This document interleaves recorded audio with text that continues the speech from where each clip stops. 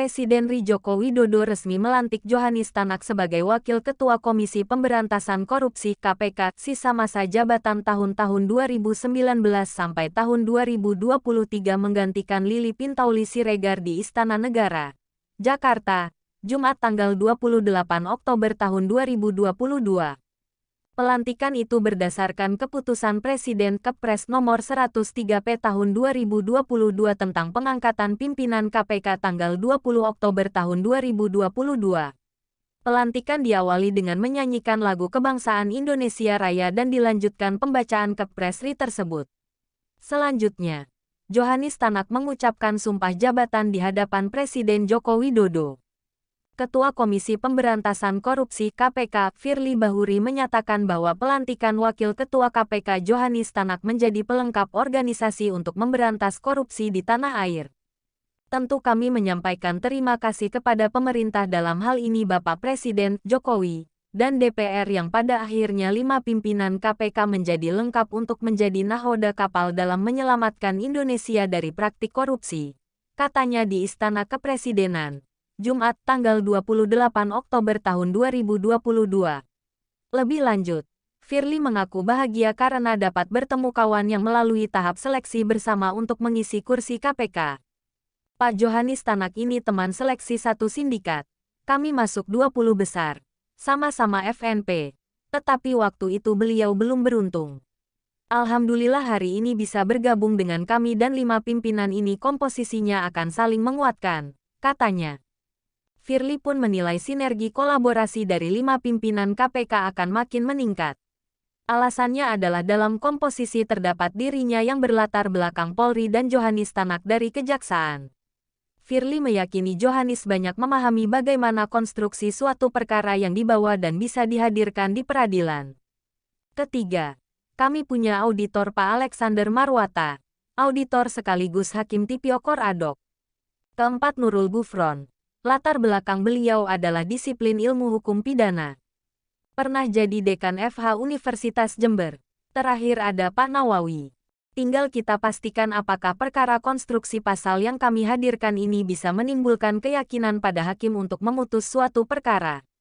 Doakan kami agar kami bisa bekerja membersihkan negeri ini dari praktik korupsi, pungkas Firly. Sementara itu, Wakil Ketua KPK Johanis Tanak menyampaikan komitmennya untuk menjalankan tugas tersebut berdasarkan peraturan perundang-undangan yang berlaku. Kalau kami mengatakan melaksanakan peraturan perundang-undangan yang berlaku, tentunya tidak akan melakukan hal yang tidak diinginkan, katanya. Yang pertama, salam hangat, salam anti korupsi untuk seluruh anak bangsa.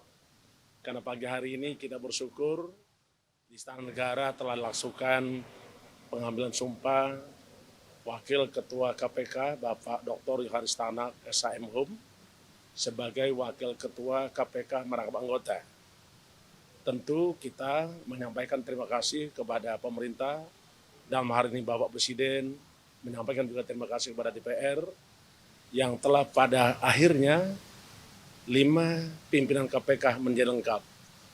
Tentu 5 pimpinan KPK ini akan mengawai nahoda kapal untuk menyelamatkan Indonesia dari praktek-praktek korupsi. Saya kira itu. Mungkin kalau ada yang mau ditanyakan ke Pak Tanak, himbauan kita, ya ada? Pak Johanis, ini kan menarik, pelantikan Bapak ini kan untuk menggantikan pimpinan KPK yang kemudian dalam tanda kutip melanggar etik. Komitmen Bapak sendiri ke depan agar tidak peristiwa tersebut terulang bagaimana? Ya, komitmen saya tentunya sama dengan komitmen teman-teman yang lain. Bagaimana bisa melaksanakan ketentuan peraturan perundang-undangan yang berlaku. Kalau kita mengatakan melaksanakan peraturan tentang peraturan perundang-undangan yang berlaku, tentunya tidak akan melakukan hal-hal yang tidak diinginkan. Pak, kalau terkait keadilan restoratif yang kemarin diusulkan Pak Johanis di DPR, ya, apakah akan dilanjutkan, Pak? Itu kan cuma opini, ya kan, bukan aturan. Tapi pandangan sebagai akademisi tentunya bisa saja. Tapi bagaimana realisasinya tentunya nanti lihat aturan. Kalau Ya, Pak, kan? tanggapannya terkait keadilan restoratif ini, Pak?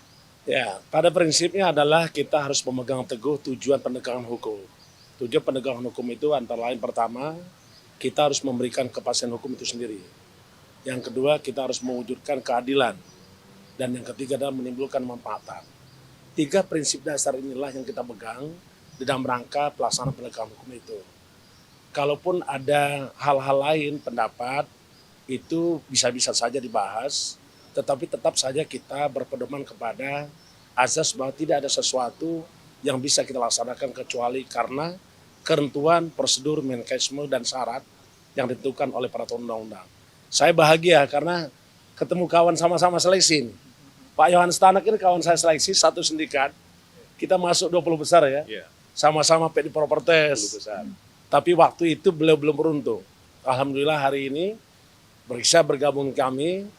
Dan 5 kepimpinan ini kalau saya lihat komposisinya akan saling menguatkan. Sinergi kolaborasinya akan semakin meningkat.